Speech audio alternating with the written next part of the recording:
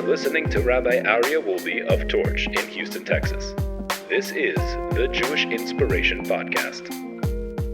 And now, my dear friends, we resume with day 122 on page 695 of the Treasure for Life edition of the Orchos Tzaddikim, The Ways of the Righteous. We're at the last part of the Gate of Falsehood. Our sages say as follows: V'od yizoher adam. A person should be extremely cautious and careful. Im yavo chavero etzlo v'yishal mimenu davar sheyesh biyado. If someone comes and asks to borrow something that you have, lo yomar lo. A person shouldn't say ainly. Ad sheyitcheu be'inyan shelo yishaker. Right? You shouldn't say. Don't put them off and say, I don't have it. But if he must, he should push him off in such a way that it does not necessitate a lie. Okay, so someone comes to you, can I borrow your hammer? Don't say, I don't have a hammer. I don't have one for you. Because that's not true. Not true. So, but you don't want to lend it, or you're not in the mood of lending it now. So you can say, listen, I'm very busy. I don't have time to get it. You remember, we talked about previously, I don't remember which of our previous episodes, we talked about that a person needs to use extreme caution when, we learned this in our halacha, when we learned about tzedakah, the chapter of tzedakah in our Everyday Judaism podcast. We talk about the laws of charity, that if someone asks you for money and you don't have any money on you, don't say, I don't have money. I can't give you. I don't have anything. Because you don't want to open up the evil eye of the Satan to say, I'm going to make sure you don't have. You opened up that path. You opened up you verbalized it. You manifested it. And now I'm going to bring it to reality. You're really not going to have money now. A person should be very, very careful what they say. I've shared a story about this. We grew up being very superstitious about this. Very superstitious. My father told us a story when we were young, and it was always like, you got to be very, very careful. For example, like when people go on a trip, they go on a vacation, they go, they travel, my children, when they go to yeshiva, they know. So sometimes when people leave, they go to the airport and they say, okay, goodbye, this is the last time I'm going to see you. Be very, very careful about what you say. Before I travel, right? I'm not going to see you for a few months. To be very careful about the words you use. And I'll tell you a story that my father told me, that there was a man in his community where they grew up in this little village. He would go every morning. He'd leave his house exactly at a certain time. He'd get on the train, and then he'd get to work, come back at exactly on that train, on that moment. He was very exact. One morning he went and he had a stomach ache. He came back home, and then another time he went back to the train station and went back home. And his wife says to him, "What's going on?" He says, "Don't worry. This time I'm going. I'm not coming back." And indeed, he never came back again. Right? He was in an accident and he passed away. So we have to be very careful with our words. Be very careful. This doesn't mean that, God forbid, if we made such a mistake or we said something, that something terrible will happen to us. No, but a person should be very careful with their words. So a person shouldn't say, ainly, ach yitcheyu be'inyon asher lo yishaker. Just don't lie. Don't lie. Don't say, I don't have it if you do have it. Rather, if you don't want to lend it, you can say, I'm not able to help you right now. I'm not able to do it. Just don't lie. Okay. In the book known as the Sefer Chasidim, it's brought down afilu yavo goy labayis Yehudi v'yivakesh lahalvos lo mos v'yesh li Yehudi mos v'ein dato lahalvos lezeh hagoy lo yomer lo ein li mos ach yidche oso ech shiyuchal. He says, if someone comes to borrow money from you and you don't want to lend the money, you're not interested in lending the money, you're not sure that they're going to pay you back, you're not sure whatever it is. He says, don't say, I don't have money. Say, I'm not interested in lending right now. I'm not in the position where I can loan you this money at this moment. Right? Don't say, I don't have it. Push it off don't lie. Bli sheyishaker. Don't lie. V'yachol lios she'im haya yodea hagoy shehayu lo mos lo haya yachol lishamet. mimeno. Below sino. Hoya yosef tov lomer ainli. So now, if you're going to tell the person, listen, you're going to try to brush him off with an answer, the person's going to start getting angry. Oh, you just don't want to lend me money, and that's why you're not. She says, if you need to lie for the purpose of peace, so that this person not hate you and not be disgusted by you, says that's a different question. A person has to use proper judgment to ensure that he's not going to be damaged by this, but to be clever. A person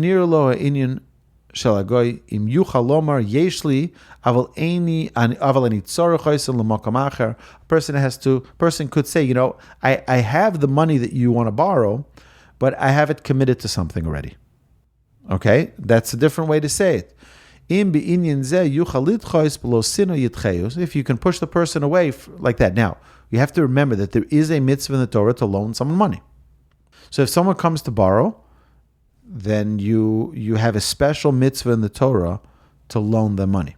Now, I've been asked multiple times where people were concerned that they said to me, there's someone who's coming to me for a loan, and they have not paid me back for their last loan.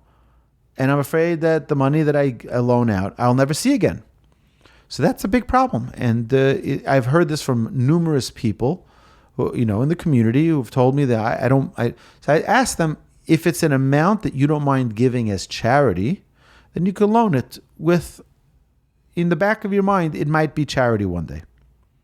Right? But if it's a large amount that you're not willing to give to separate from for charity, so then you have to consider cautiously whether or not you can loan that money if you may not see it again. V'gadol ansho shel shakron. The punishment for a liar is great, severe.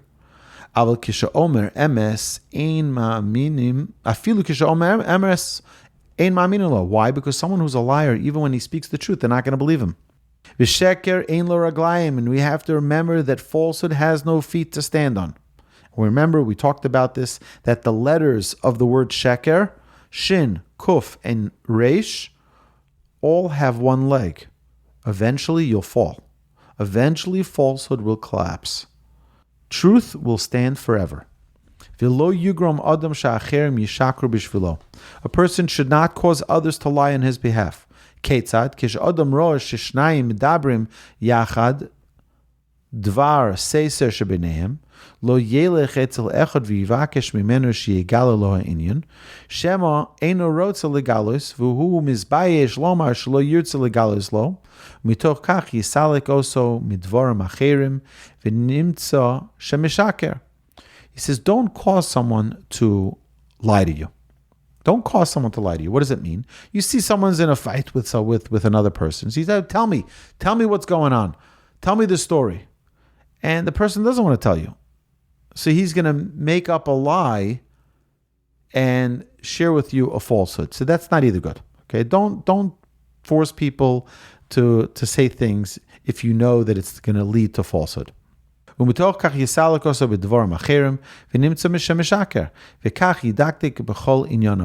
should be overly cautious,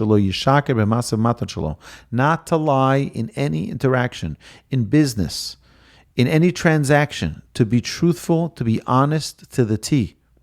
And don't cause others to lie on your behalf. For example, someone calls your house. Today you have telemarketers calling all the time. You have all these different types of... Tell them I'm not home. Is that true? That's not true. That's not true. You're teaching a child to lie. And a person needs to know that this is... A parent needs to know that this is a really terrible thing if we're teaching our children to use falsehood as a tool. It's really, really a terrible thing. Don't connect and don't affiliate yourself with one who is a liar. And don't negotiate with a liar. If you know the person you're dealing with is a liar, I saw this incredible clip from, what's the guy from Berkshire Hathaway, CEO? Warren Buffett. So Warren Buffett said, thank you. So Warren Buffett he says, always do business with people who are honest. He says, you know why? Because someone who's dishonest will make your life miserable. Even if you dot every I and you cross every T on that contract, someone who is a liar, someone who is a cheater, someone who is dishonest will always find a way to make your life miserable. Oh, you have all these lawyers looking over the contract. This is, there's no way to get around it. They'll figure out a way. Or they'll drag you to court and make your life miserable. It's not worth it. Deal with honest people and you'll be much happier. And he said this. He said, I prefer making less money dealing with honest people than the promise of making more money with dishonest people who will just make my life miserable. All right, so you can find that clip online. You can share it with the group. It's really powerful. It's an incredible lesson of seeing the big picture here is at the end of the day, you want to stick to people who are truthful and honest. So don't even negotiate with them. And don't even talk to people who are untruthful. And a person needs great wisdom to escape lying. Because the Yetzer Hara is always preying on man to just lie a little bit, a white lie. It's inconsequential.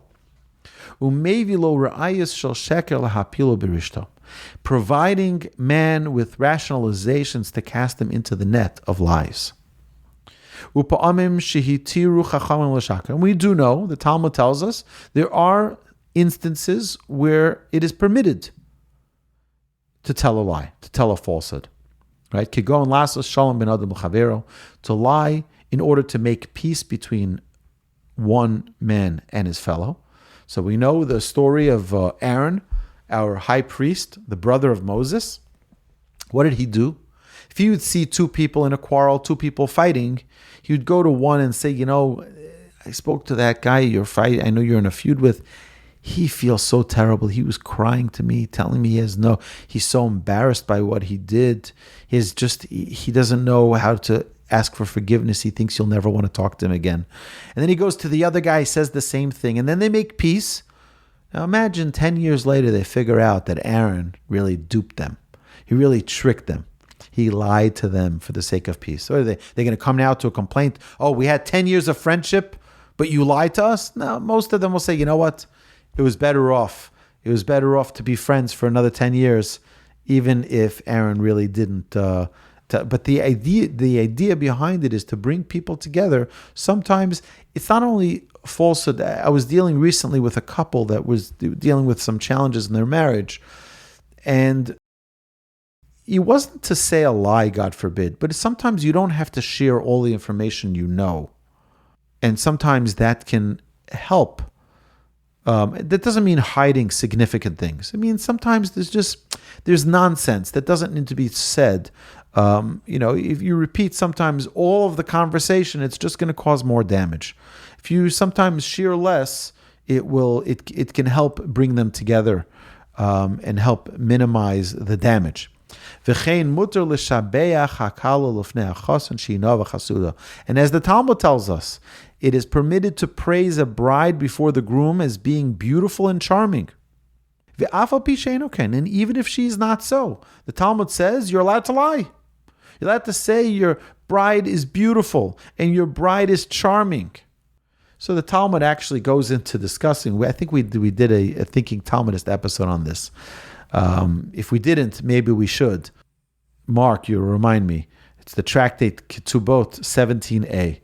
But, there's actually an argument in the Talmud whether or not there is, whether one should say Kala Nava Chasuda or Kala Kamos Shehi. Or do we say that she's beautiful and charming? Or do we say it the way it is? So our sages say you should say Kala Nava Chasuda. You should say that she's beautiful and charming. Because every person has beauty and charm. You just have to bring it out.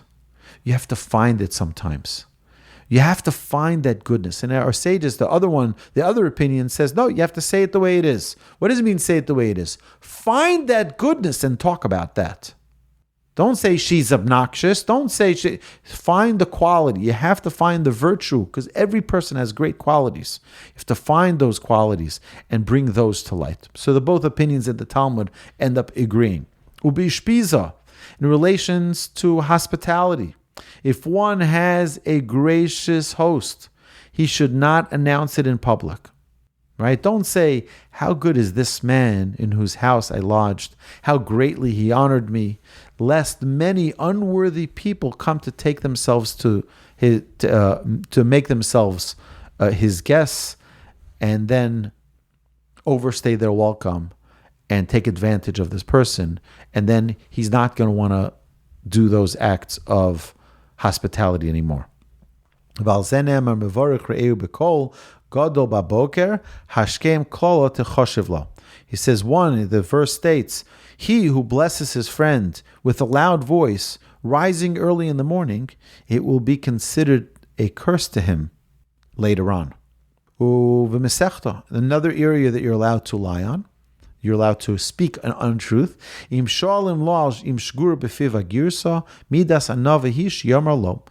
in relation to studying Talmud, if one asks you, how fluent are you in this Talmud? A person can say, I'm not. Meaning, you don't need to reveal all of the wisdom and all of the knowledge that you possess. You can minimize it. It's important for us to realize that these are things that we don't want to cause damage to people. And having guests in your home you're bringing in people. I will tell you an amazing story. My wife has a cousin that everybody knows. He lives in Brooklyn, New York, and the people who come to collect charity from Israel, from Europe, from wherever, in the Jewish community, they all know that they can always stay. And this person, he built out his first floor of his house, the basement of his house, bedrooms, and people come and go like, it's every day. It's like a whole shift of people leaving, people coming, people going. It's unbelievable. One day he was there, and this is the owner of the house, and one of the guests had no idea who he was. So he said to him, he says, I've been here for 2 weeks already. Do you think they're going to kick me out? Right? He said this to the homeowner. So the homeowner says back to him, he says, I've been here for 20 years. They haven't kicked me out yet. Right? So it's a special type of person that can do that. It's a really special type of thing. But a person has to be careful that the Talmud says, be careful, because there are sometimes unscrupulous people. There are people who could take advantage, and then you could lose the kindness of those people. So, and if a person is asked about how much Torah wisdom they know, he can be deceiving about that and say, I really don't have much Torah wisdom. Umita, and regarding marital relations, im shalo vo lebeis hakneses mipnei sheshimesh mitaso v'shaluhu lama shaha yitle b'dvarim acherim. If a person was together with his spouse, and they asked, why were you late for synagogue? We needed you here. He can apply it to a different reason. Nobody needs to know the privacy of one's home. And in all of these, that the Seder said you can change what it is that you say. In all of these things, it's better to avoid actually lying. You could use tactics. There's ways to not deceive, but rather to shift, to change the topic, there's ways to avoid having to answer the questions. Kigon im shalim lo yodea ta mesechta plonis yashiv v'chiata sover shani yodea. So someone asks you, do you know this Talmud? Did you ever study this Talmud? You're just like, me? Why would you think that I would know that? You're not saying that you don't, but you're asking back, why would I know that? So, v'im yuchal l'salek hashoil b'inyan shelo yishaker. And if you're able to change the topic, if you're able to, again, redirect to something else, and that way the person who's asking lets go of the question, that is the best. It's best not to actually lie. In order to not lie, that is the best thing. It's always better to divert from the question than to lie outright. A person should, with all their might, avoid falsehood. Avoid saying something which isn't true at all cost. It's better to divert than to actually lie. And if a person does so, praised is he, and praised is the person who bore him or her. So the person who brought you to this world should be praised for bringing someone who avoids falsehood coming out of their lips. And this, my dear friends, concludes day number 122. And I look forward to continuing, God willing, next week, the gate of truth. So we just concluded the gate of falsehood, and now we're going to go to the gate of truth, which is a very, very essential, very important trait that we're going to talk about, because as we know, the gate of truth, the trait of truth, is godliness. And as we know, Hashem Elokechem Emet, Hashem, our God, is truth. So connecting with this trait is really, really essential. All right, have a magnificent evening, everybody. Thank you so much. You've been listening to Rabbi Aryeh Wolbe on a podcast produced by Torch, the Torah Outreach Resource Center of Houston. Please help sponsor an episode so we can continue to produce more quality Jewish content for our listeners around the globe. Please visit torchweb.org to donate and partner with us on this incredible endeavor.